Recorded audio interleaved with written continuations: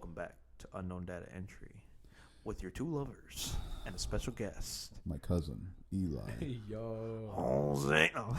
Not even, bitch. But Okay, so on this one, we're going to talk a little bit about mental health and that stuff that's going on with Onision. Onion. His onion boy. Onion blast. So I'm going to talk about a little bit about that. So we'll talk about that. I actually had to. Because you know a little bit, you know more than I know a ton more than you two assholes combined, but so you two niggas have the same IQ of a fucking fly. Fucking idiots. Imagine a rock. Anyways, and then there's your brain. So I had to Gross. speed up or catch up to pace. Simi and Eli, especially Eli today, with the new video called "Update" with a frowny face. Yeah. From Onision, and I think the whole message, because we were too busy just clowning on him, man. We really were. Crazy. Dude. And you were like, "What the fuck? Don't stop the video, man. Let me see it." I was all like crushing the phone. You're like, "I'm tired of this asshole." Yeah. Well, I think we might have to rewatch that damn video. No, again, I don't think so. No. What he was talking about was Not like necessary. HPV, right? He was talking about that like he's infected. You might want to get yourself tested. He said, Dude, do that all is the means insane. necessary to get What? yourself What? checked. I don't. Out of all the things he says, why does that come out first out of his mouth? He's trying to get sympathy. He's just, he's trying to at get- a low place. Well, and he because everybody knows. flipped the switch on him, and everybody's been hating him for a while because how much of a scumbag. I'm telling you, he started back in like 2005 when YouTube first started. Wow. He made a viral video, and Yeah. people were like, "Oh, dude, I like that song. I like that little dumb thing you did," and so people got interested. Well, other people started paying attention too and started realizing that his scumbagness really shows a lot more. Like kind of like the stuff we were talking about last time, where if you let somebody talk and you listen, you're gonna be like, "Yeah, this person's trash." Yeah. Yeah. Mm-hmm. Well, his trashness is like 10 times the level amount of people we've ever encountered. Yeah. I'm being serious. They're out there. Yeah. That's Dude. crazy. So, yeah.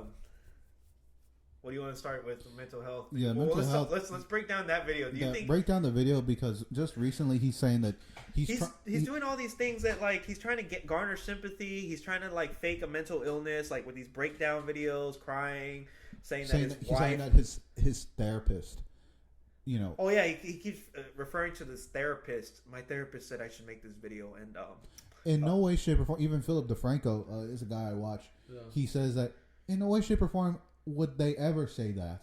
a therapist would actually advise you to step away from the internet. Yeah. Yeah, they wouldn't tell you to like Keep making videos. continue what you're doing. This guy's full of he's full of shit. It's crazy. Especially with all the stuff that's going on with Chris Hansen getting involved now, the FBI, all the people he's victimized are now starting to make the videos. He's probably just feeling all kinds of like. He's feeling the everyone's pressure. against him for sure. Like, of course, like All these walls are justice closing is in. coming in for him, but he's like tripping out about it. You know, he's like falling apart mentally, I guess. But still doesn't. I mean, you weren't like that whenever it happened. Yeah, that's You know true, what I mean? and this is what Simeon pointed out. So, Chris Hansen wanted, obviously he's a catch predator guy, Yeah, and yeah. he wanted Onision's Gregory Jackson, what his name is, Onision. He wanted his side of the story. So to prove that, this is the proof that Simeon was saying that this guy's faking. He's full of shit. He's full of shit on his mental health type of issue. Because right away, Onision's like, "Sure, I'll do it for $300,000." Your mental, exactly. the cogs and all the gears in your head are clicking enough to ask for that much for your side of the story. Yeah. You think rationally. Oh, give me some money. All of a sudden, I'm very rational. All of a sudden now, Yeah, And then Philip DeFranco did the same thing. He was he reached out to him, $10,000. Yeah, and then he was like, none of them paid, of course. They're like, Yeah. no, the fuck. Yeah. That's You're innocent. You're innocent, right? Keep saying you're innocent. Come out and say that you are. Come prove that you are. Come out. Why are you gonna try? Get on a massive platform. Like it's crazy. yeah, that's what I'm saying. The gears are starting to turn in your head too, right? Like, Yeah, that is tricky. It's different. Because I mean, Yeah, like it's like you said, like if you're at that point of mentality, then you're not gonna be thinking about like money, your cash and your income and stuff. Because like what a lot of people are saying too, and a lot of YouTubers I had to introduce them to catch up on all the like Repsion. yeah. But the one I showed you, Mike Nectar. Mike Nectar. Oh my god, that was. I was laughing my ass off. Hello, darling. You're faking it. Oh my god, dude, they're my two favorite YouTubers. But yeah, like they're just saying like he's full of shit. Like he's making these videos to like have a point in court, because court's coming. No matter what the hell happens, court is coming. He's trying to prove like the insanity plea. He's trying to build like how would you call that? What? Just like building a case. Yeah. He's building his case like to defend himself. I guess that's why he's coming out as all crazy and his videos breaking down and acting like a fool, complete fool. Like no sense of pride. Obviously. Yeah. No sense of like self-worth either. Decency. He's at his bottom for sure. Because we made a video last time. It was the Fall of Onion Boy Part 1, or this might be Part 2. Who cares? Yeah, this is probably Part 2. And we were talking about it like, dude, at the very end of the day, man, like him being a sick piece of shit. Nobody's talking about the victims. Nobody's bringing up the victims. Like, they're coming out now, and they're making videos with Chris Hansen talking about everything. And mind you, the FBI is still watching. Yeah. So I'm pretty sure they're pulling them aside too and asking questions and building their case. Yeah. But at the end of the day, man, it's everybody more or less focusing on like his freakouts rather than the actual problems and like horrible shit that he's caused to people, dude. And like, that in itself is another like act out. In other words, like he's like obviously he's doing it because it's like publicity. You know what I mean? It's bad publicity. There's no such thing as bad publicity. Everybody, but still, everyone's like you said, everyone's talking about him. Everybody's talking about him and not the victims, not what he's been doing, not what he's accused of or whatever. Like, you know what I mean? Yeah. And that needs to change. Yeah, that needs to. Man, it's a shame. That has to do with the media too, man. Like how you know more about the killer rather than the people that lives were taken. Exactly, you know what I'm saying? Yeah. You see that a lot more in media. Like they'll put shootings. Yeah, the school shooting. You know everything about the school shooter, but do you know anything about even his first victim? Yeah. To the last. Yeah. You don't. You probably don't even know. You probably wouldn't even know their names. And that's how the way things are spun in the media now. And this is no different. This is no different. You know everything about Onion Bastard until like you actually look deeper until like the people that he's lured when they were like 12, 13, 14, 15 years old and trying to, you know, seduce them over the internet, which is a felony. Heck yeah. So I mean, to recap that, dude, he's full of shit. He's faking it. He is faking it, dude. I called it out. Right as and he's trying to garner sympathy through like mental health support and all this, and it's not. Looks like a complete fool.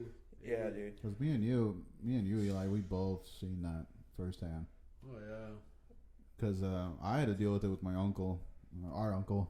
Oh god. The one I had to have Danny help out. Yeah, with. he had to help me out a little bit, but good old uncle. Dude, it was to the point where I wasn't home.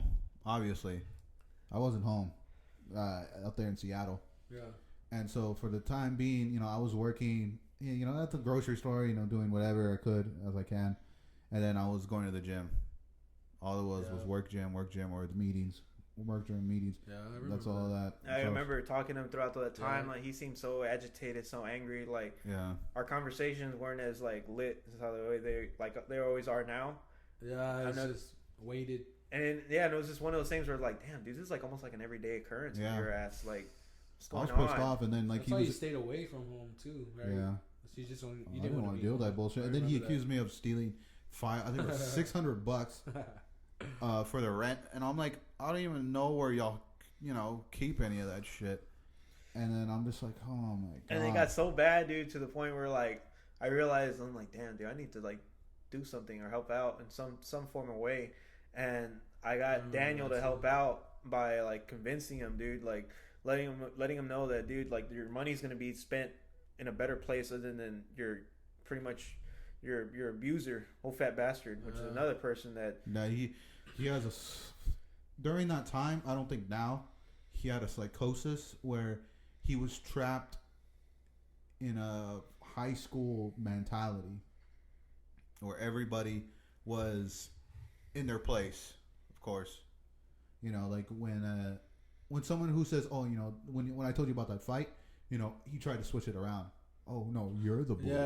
You're the bully, or you know, you're the scumbag." He just never grew up. He never grew up. Did, dude.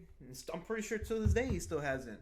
But That's crazy. that's that's besides him, man. Yeah. So I had to get Daniel involved because I'm like, dude, damn, like I didn't have the money, and I'm like, I know Simeon was struggling. I still had I paid half of that thing. Yeah, he did, and then the rest he helped out with like helping Daniel with like trying to like lose weight, garner him, like he made him like I paid him a bit more after that too, and then gave him weights, gave him like training regimens because Daniel was always about trying to lose weight, but just never seemed to actually lose weight. You know, so like Simeon paid back money in monetary value, but also gave information, time, and equipment. Which is you can equate that to monetary in a way too. Yeah, because it took money to get there. Yeah, so like we got me and Daniel were able to get Simeon out of there and come back here to San Antonio. And I was so relieved. Like I felt like I was angry. I think I was more angry after that. Yeah. At the very end, man, look, like when it comes to like that, I know it's like a little bit off topic, but like, dude, I wish that friendship would have went another way without a certain person manipulating and pulling the strings on that that particular individual, because Danny was not a bad guy, man, and not necessarily a completely bad person, but like how the way got played too much, man, like played like a fiddle. Yeah, and it's crazy that, I mean, you see it now, but like I said, it's just, I mean, I've said before, it's just like you gotta go through some stuff to learn. And some people learn right away, and others take some years, like my dumbass. Dude, for me, it's like, I mean, oh yeah, I see it. All right, bye. Just growing up before you get more experience, you go through a lot, you know, and you just, like I said before, you gotta endure it, and you gotta just finally realize, like, I'm a hard learner. Like, I learn things the hard way a lot of the times. And yeah, that's how me and you both grow up. That even plays out still, you know. During our years when we were younger, we were so different. You know, we looked alike when we were younger, but then, you know, our personalities were two ends of the spectrum. Yeah, very much so. Yeah. You know, I was shy. I was very shy when I was little. I was very conservative. I would always be around mom. And then you... I was like that, but I had a whole other side. Dude, you were... Like, oh, my God. Dude, you would get me in so much goddamn trouble. I was always getting in trouble at school, and, like, I was just crazy, dude. I would do things out of impulse, and then... Poor Simeon would get in trouble, too. Dumbass. I'd get upset at Simeon and, like, cause his mom to whoop his ass. Dude, it pissed me off, dude. And there'd be a lot of times, bro. Oh, my God. Just the amount of... Like, now mental abuse, I'm so numb to literally every type of emotion. Yeah. Dude. That's why I'm like tired all the time. It's a mental stress. You're mentally deficient. I know. But over the time, yeah, because our uncle, he had a few things wrong. He took a lot of pills. Yeah, it was a lot of pills. It was a lot of mental. He had bipolar. He had schizophrenia. Yeah, schizophrenia, stuff like that. And then when he was growing up, our grandpa, he disowned him, right? Like he was crazy too. So like he would just assume, or he would just guess that my grandma was cheating on him with the milkman. You know, during that time. And he was the milkman's baby. What so yeah, but so he would. I mean, our uncle looked exactly like our grandpa. But everyone looked like my grandpa and my grandma. Like no one doesn't look like them. So you know, obviously it's in his head. But imagine that growing up, and then whatever else, he was like submissive to abusive wives. Yeah, you know, and nobody ever talks about a husband getting beat. Like that's not heard of, but that happens too. And that's abuse nonetheless. Dude. He went through that. Yeah, they would keep him out in like a shed. And like not feed him, not like they would lock him in there. Like it was just one of them gave him drugs. How can you like I don't know? Just me as a person, like I can't be contained like that. Like that wouldn't ever happen. I hope not. You know, at least not in my right mind. If that ever happens to me, I'll vindicate you, bro. I'm gonna go vindicate you. I don't know where his sisters were either though. Like our mom. Yeah, through all they were on like. But see, well, my mom, she already was traveling during that time. She was already in California. Like my mom was, but I mean, what what can you do? You know, if your brother doesn't want to change his own situation, or he doesn't want to hit you up, because when I talked to him, he never mentioned he tried finding help. Yeah, no, he was just like. I think that's also the thing that when it comes to men, yeah, you don't want to admit. They don't want to admit. They don't want to admit that they need help. It's a lot of especially pride. when it comes to our older generations. Yeah. I don't need help. Well, because you gotta. I mean, we still see it now. Where like, hey, walk it off, suck it up. Yeah. I'm like, dude. I mean, I've told this to Armando. You know, through all this time, don't be afraid to ask. Don't be afraid to cry. Don't be afraid to show your emotions. Yeah. Because in the end of the time, it's going to be your mental health on the line. It really is. It is you at the very end of the day, man. Like, on my career field, like in the military, dude, there's suicide. It's practically a suicide epidemic. There's people killing themselves every day. Like, matter of fact, on Thanksgiving Day, another security forces member committed suicide. I believe it was on actual Thanksgiving Day. Somebody you work with? It's not somebody I personally know, and actually just recently too. A few days ago, another security forces member did complete suicide, and I looked out because I do check on like who where like who, what, when, where, why, like who are they? I'm not. It's not one of those like things where I'm like, it's kind of like a little bit morbid curiosity, but like at the same time, dude, this stuff hits me. This hits me because like I'm in the career field, dude. Like. This is real. Like there's something that could affect you. I mean, it really could. It can come back. Like nobody's safe from it. Nobody's safe from like the whole mantra of like walk it off, suck it up, keep going, champ. You can go, Colonel. Yeah, like none of that, dude. None of that. At the end of the day, none of that.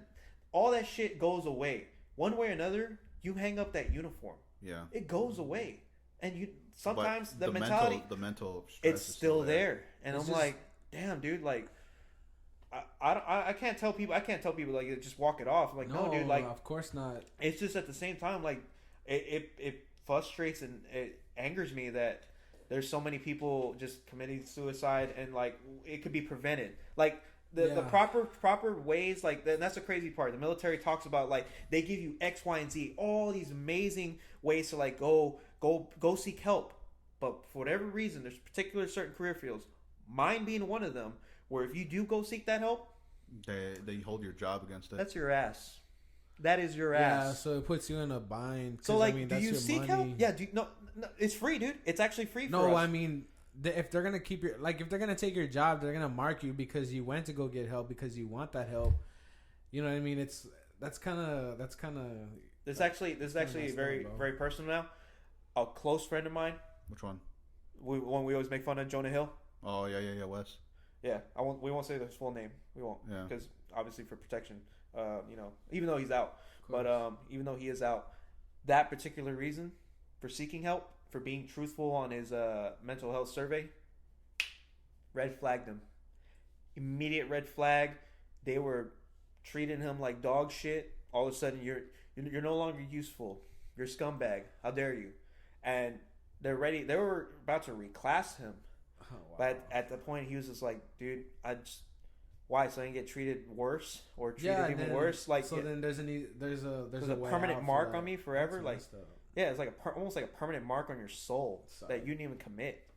That you just asked for help, and all of a sudden, boom, out. Yeah. Get the hell out. Like they pretty much pushed him out, man. Like me, he's happier now. I'm glad for him. I did speak to him.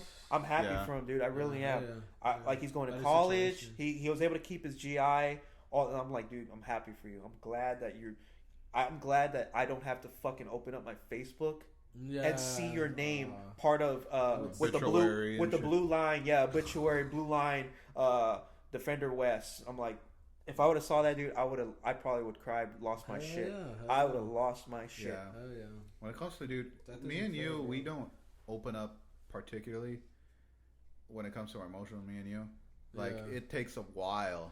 It takes to build up, bro. Like me and you, we can handle it for so goddamn long, and like me and you, we act like it's fine, and like you've seen me fine, and then then maybe a few days later you'll see me. Yeah, like I wasn't feeling good.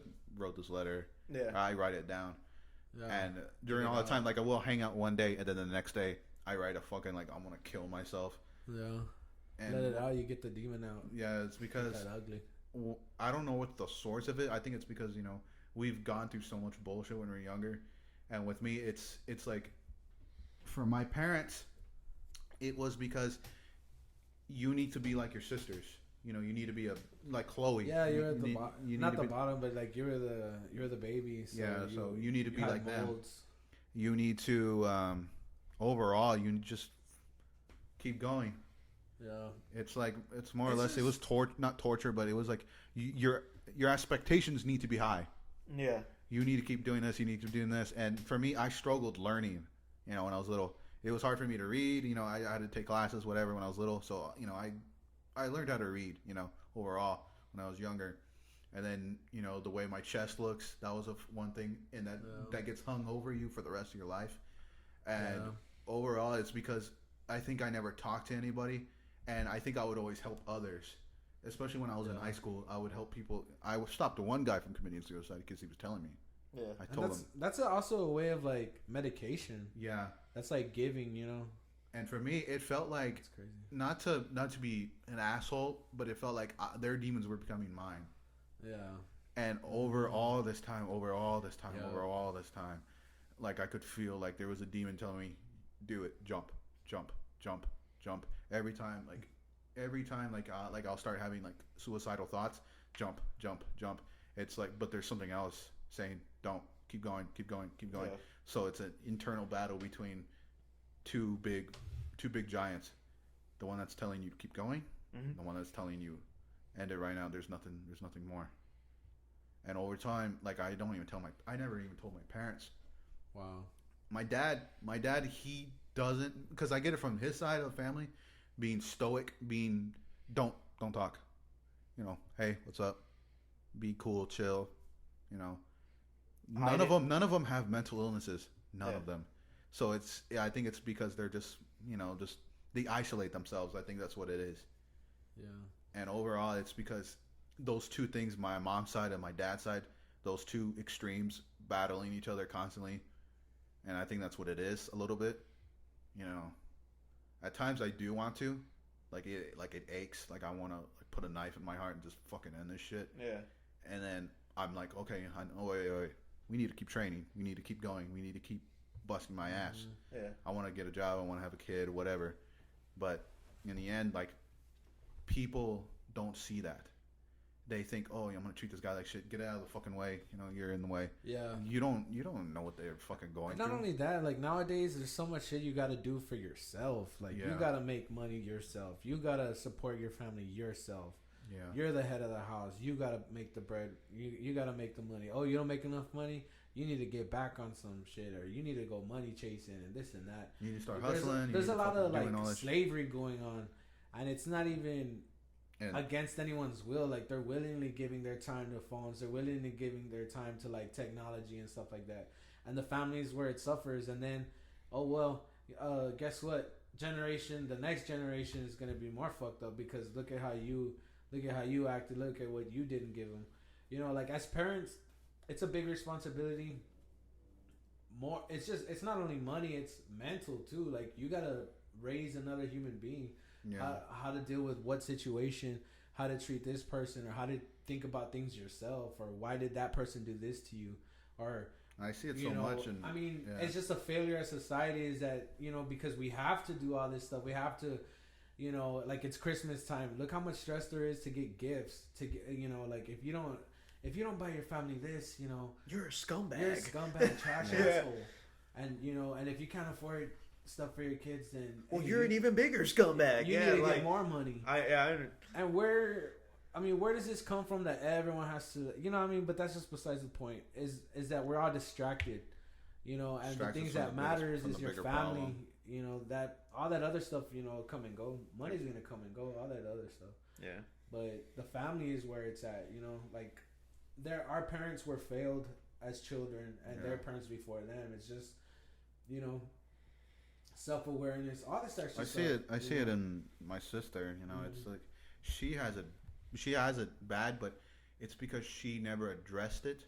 She never. It's like it rules her. It grew out of control to where it's in control now. Now that thing is full in control. She's been depressed for almost like 20-something years. And you have to have a strength mentality. You can't just like approach things and, oh, there's a freaking 80-foot wall. You know, not everybody's thinking about, okay, like, let me see how where's the weak spot? Where can I get to? How can I think this through? Some people see a 80-foot wall and they're like, oh, where's the news? You know, what? Come on. I think that's why I haven't done it yet, because my mentality is strength. My mentality is like, you lift up this fucking wall out of the damn way, get through it, go right through it. You know, just bulldoze your way through. Yeah. But then there's that demon inside saying, "What is there? What is there? Keep going. You can't keep doing this more. Your body's breaking down." And it's just sad for like you were saying, like everyone that's involved, like especially like in your branch, you were saying like there was 2 already recently that you just very recent, yeah. And so it sucks that like no one could reach out, like no one was able to say just one thing or change their mind just somehow. You know, if we all take time to, you know, like, yeah, we have a busy schedule and everyone has to keep up with this and that, but if we could just treat, you know, just that random kind act or just kind words, or, you know, maybe even not retaliating, or like if somebody's having a shitty day, then okay, we'll let them, you know, you're good. I guess just show a little like more empathy, yeah, just like general people love. Are not, dude. It just sucks that that person had to take themselves out of the equation because they were at the very end. Like, I can imagine if I was at that point, like, I mean, damn, I'm at the bottom of the bottom, you know? Yeah. If I were to be at that point of thinking. But why not, if you're willing to do this to yourself, why not be able to reach out? Why not, you know, Simeon, I need your help, or like Armando, like, help me with that, you know? Yeah. Hey. Hold on. You want to end this one then? Yeah, we'll just end it. So that's our talking points on mental health. We'll probably make a part 2 on this. Yeah. This is actually very interesting. Yeah. So this is subscribe, like, favorite, share with everybody. You know, this is Armando, Simi, and our guest. Elon. Let's get it. All right. See you on the next one.